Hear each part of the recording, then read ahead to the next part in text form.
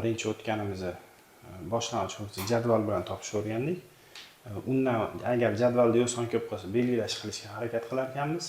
Agar belgilash ham qila olmaydigan bo'lsa, endi 3-usuli bo'laklab integrallash usuli bor, shuni o'rganamiz. Xo'p, buni qoidasi UDV keladigan bo'lsa, UV minus VDU qilib yoziladi. Buni ko'rinishda yoziladi.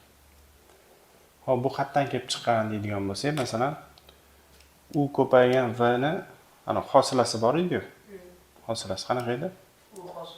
U hosila V plus U V hosila edi, to'g'rimi? Xuddi shu narsa turibdi-da mana bu yerda. Buni olib o'tadigan bo'lsak, mana minus integralda turibdi, olib o'tadigan bo'lsak, mana shunda mana shu narsaga keladi-da. Mana shu narsaga keladi.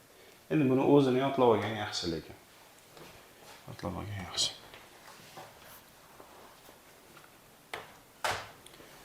Demak, boshladik. Misollar bilan ko'rib chiqamiz. Birinchisi, masalan, lnx bo'lsin. lnx dx boshlang'ichini olmoqchiman. Belgilay desam, belgilab bo'lmaydi. lnx t desam, hech nima bermaydi, 1/x bo'lib qoladi. Bu yerda 1/x yo'q. Xo'p, shuning uchun nima qilamiz? Endi bo'laklab integrallashni o'rganamiz. Bo'laklashda birinchi u dan boshlaymiz. U deymizda hosila olish mumkin bo'lganini yozamiz. Ya'ni mana u o'rnida nima turibdi bizda? lnx turibdi, dv o'rnida dx turibdi. dv o'rnida dx, u o'rnida lnx. Xo'p, demak, lnx ni men u deb olar ekanman. Keyin bundan hosil olaman. du bo'lib qoladi. Hop, du bo'lib qoladi. Bunaqa deylik. Tegidan yoza qolaylik. Hop, u dan hosil olsam, du teng lnx dan hosil olsam 1/x dx bo'ladi. Keyin yozaman ikkinchi qismini, ya'ni dv ni. dv teng deb olamiz. dv teng deb olamiz mana bunga, dx ga, to'g'rimi? Qolgan qismi. Endi bundan biz integral olamiz. Bittasidan hosil olar ekanmiz, bittasidan integral der ekanmiz. Bu bo'lib qoladi, v teng x bo'lib qoladi-da. Hozir v dan hosil olsam nima bo'ladi? dv bo'ladi. X dan hosil olsam dx bo'ladi-da. Ya'ni orqaga qaytarar ekanmiz bittasini. Hop, belgilashlarni qilib bo'ldik. Endi formulani yozamiz. uv, ya'ni u ni v ga ko'paytirar ekanman. x ln x minus vdu integral v x ga teng ekan. Du nimaga teng menda? Mana v ni yozdim, x ga teng. Du ni yozaman. 1/x dx. dx qisqarib ketadimi xlar? Shunda x ln x bo'ladi minus dx boshlang'ich qanaqa? X lar qisqarib ketdi. 1 boshlang'ich. X o'zi bo'lib qoladi. Demak, ln x funksiyaniga aytamiz. ln x boshlang'ichi x ln x minus x bo'ladi deb aytar ekanmiz. Hop, mana keyingi misol. Masalan, arc sinus x dx bo'lsin. Hop, nima bu yerda nimani belgilayman? Arc sinus x u deb belgilayman, dv deb dx belgilayman. Ketdi. Aytaman, u deb olaman arc sinus x ni. dv deb olaman dx ni. Bundan hosil olaman, du teng bo'ladi. Arc sinus hosilasi 1 taqsim ildizda nima edi? 1 minus x kvadrat edi.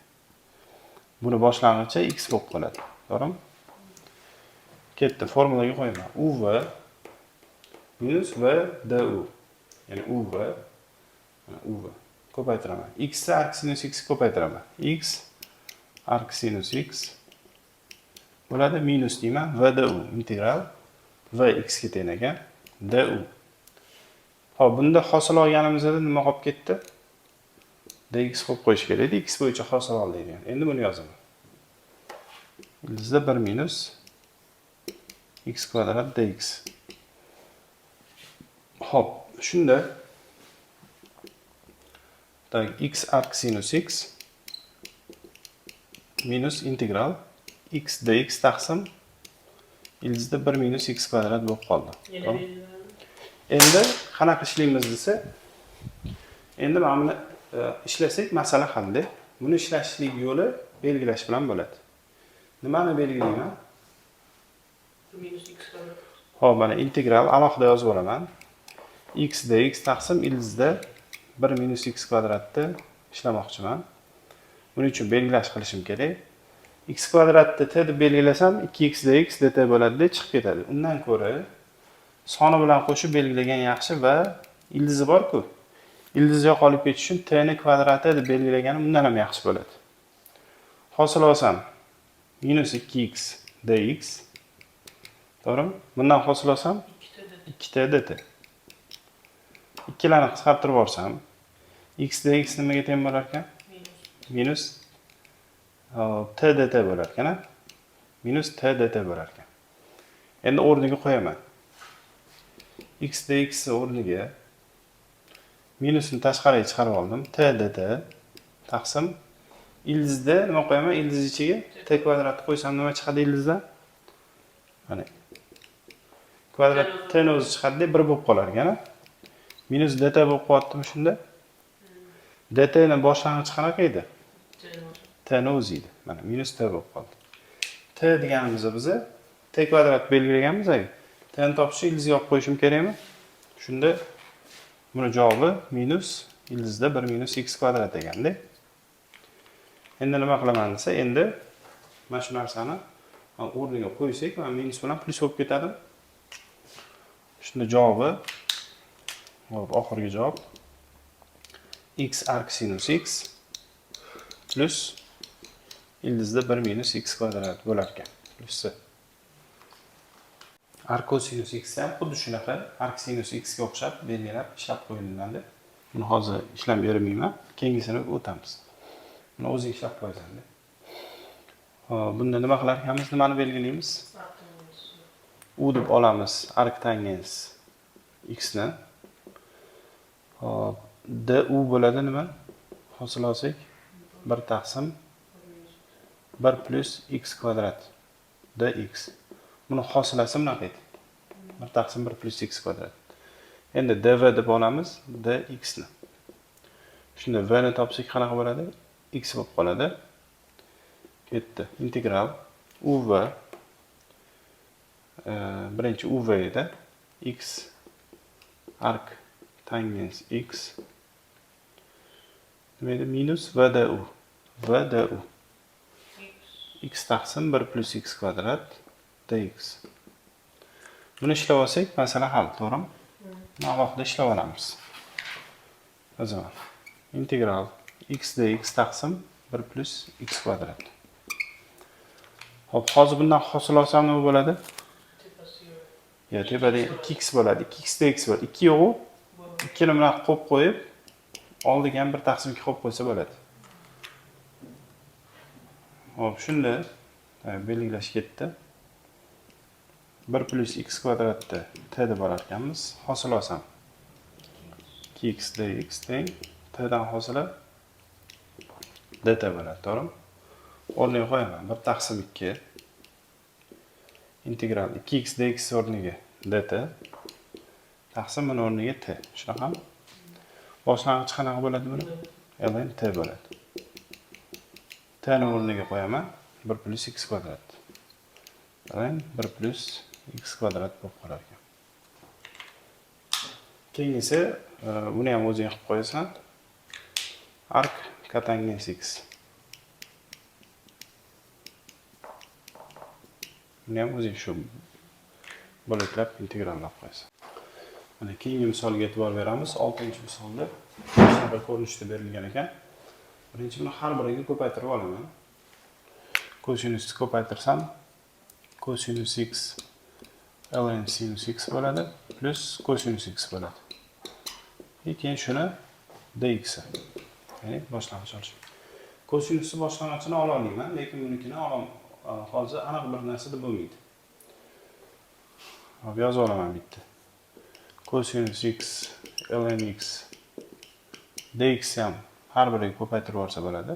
Ya'ni yonoq bo'ladi dx plus deymiz integral cosinus x dx. Bu bor bizda topa olamiz. Minus sinus so'zi, sinusdan hosil olsa kosinus bo'ladi, lekin buni aniq topamiz. Buni ikki xil yo'lda topsa bo'ladi. Xohlasak belgilash qilamiz, xohlasak mana shu bo'laklab integrallashni tushirsak bo'ladi. Bo'laklab integrallar qolaman buni. Demak, belgilash qilaman.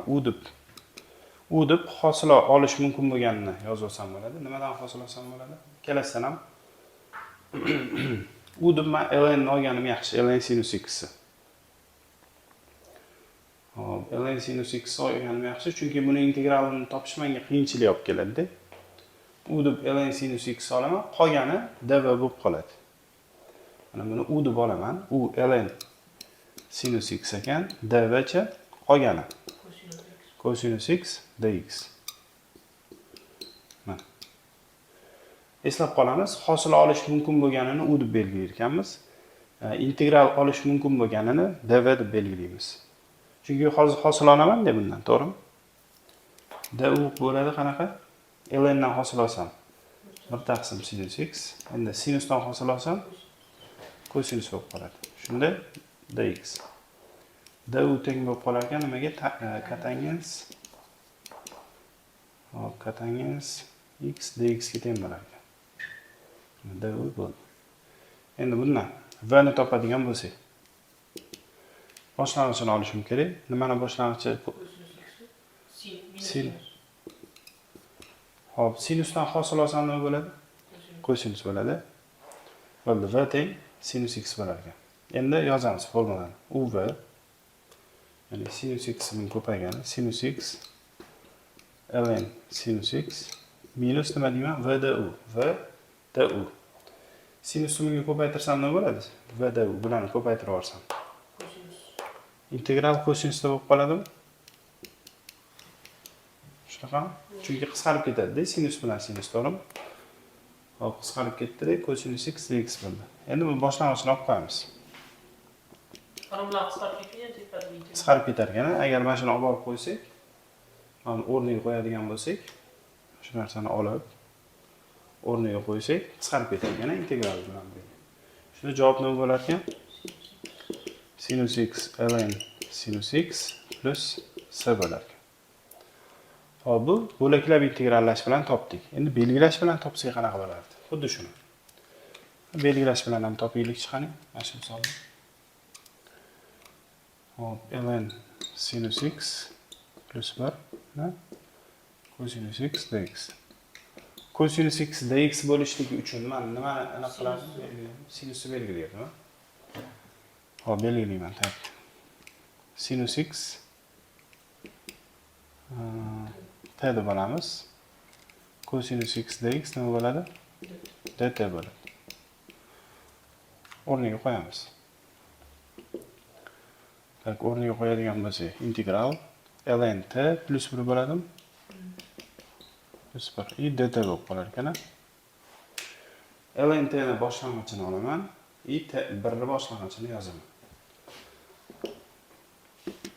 ln t ni ln x boshlang'ichi qanaqa edi? T ln t minus t bo'ladi. Boya topdik uni. Plus 1 ga t bo'ladi. T ga ketadimi shunda? T ln t bo'lar ekan. Xo'p, t ni o'rniga qo'yib qo'yamiz.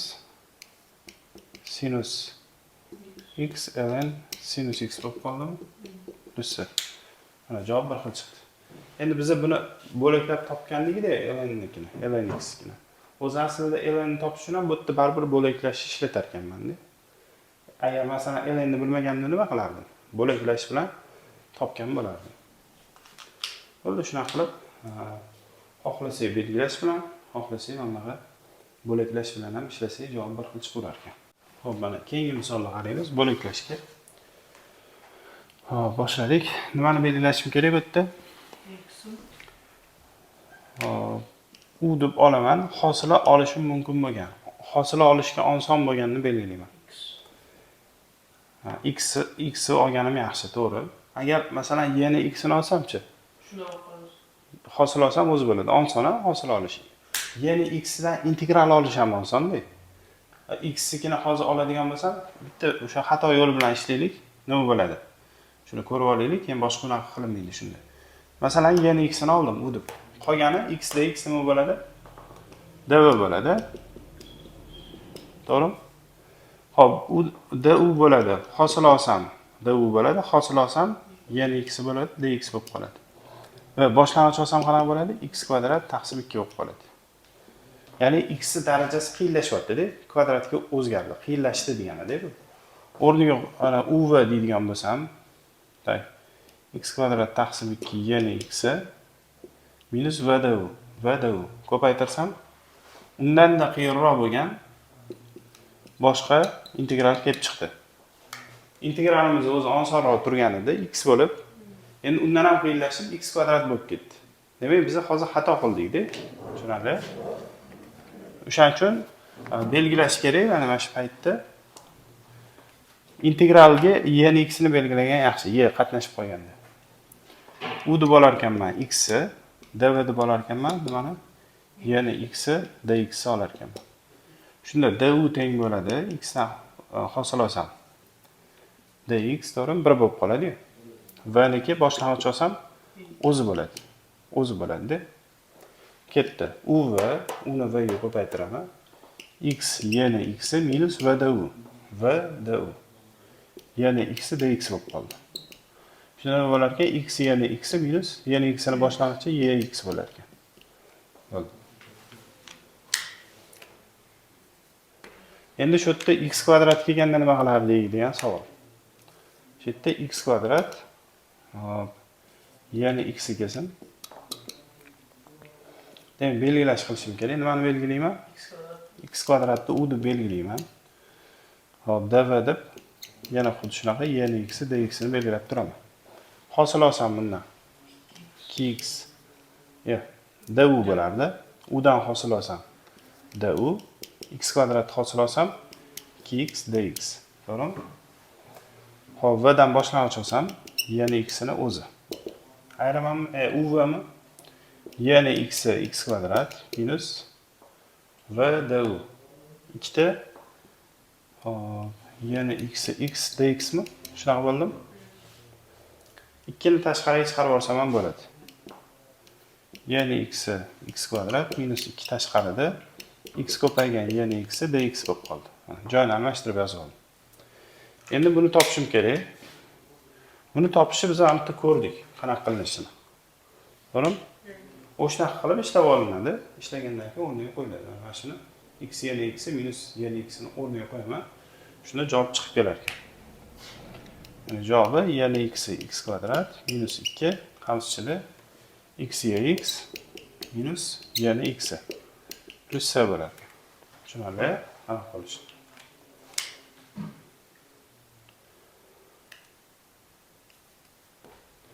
X kub bo'lsa ham mana shunaqa belgilash bilan olib ketaverar ekanmiz.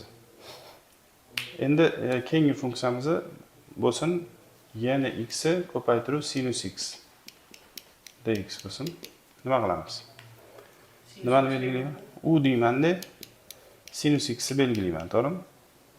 V debchi yana x dx deb olaman.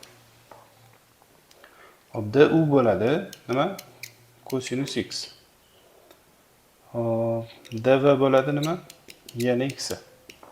Shunaqami? Sinus dx qolib ketdi bitta. V bo'ladi bu. Bu dvmida shunda? Ha, dv yana x dx edi va yana x bo'ldi. Hop, formulaga qo'yamiz. U va yana x sinus x minus vdu. Vdu. Ya'ni yana x cosinus x bo'lib qoldi. Endi nima qilamiz? Endi buni integralni topishimiz kerak. Xo'p, buni integralni qayerdan yozib olaylik? Hamdan yozib olaylik. Integral yana x cosinus x dx. Yana aytaman, u deb nimani olaman? Yana x ni olib qo'yish kerak emas, bir xildan ketish kerak. Sinus oldimmi bo'ldi. Yana endi cosinus olaman. Du bo'ladi minus sinus bo'ladi. hosil oldik. Endi dv degani bu yen x edi. V yen x bo'lib qoladi. Hop, hisoblab olaylik. Yen x cosinus x minus v du. V du. Minus olib chiqib ketadi. Plus bo'lib ketadi. Yen x sinus x dx bo'lib qolar ekan. O'rniga qo'yaman. Men buni o'rniga buni qo'yaman. Hop. O'rniga qo'ysam, tak. Yen x sinus x minus buni minus ta'sir qildirib olaman sразу. Yen x cosinus x minus yen x sinus x dx bo'lib qoladimi? Tushunarlimi? O'zi qavsda qo'yishim kerak edi. Men bunday qavs qilib qo'ysam, buni o'rniga mana ishlab oldim-ku. Men olib kelib qo'yaman. Qo'yganimda minus ta'sir qiladi deb bunga o'zgartirdim.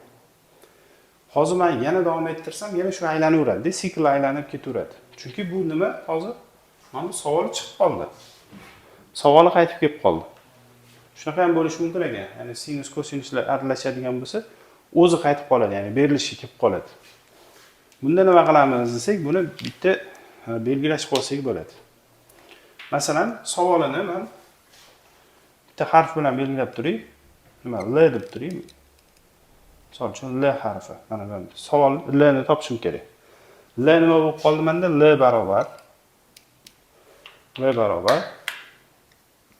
Yx sinus x minus Yx cosinus x de minus yana o'sha L bo'lib turibdi, to'g'rimi? Topishim kerak bu. Minus L ni bu yoqqa olib o'tsam bo'ladimi?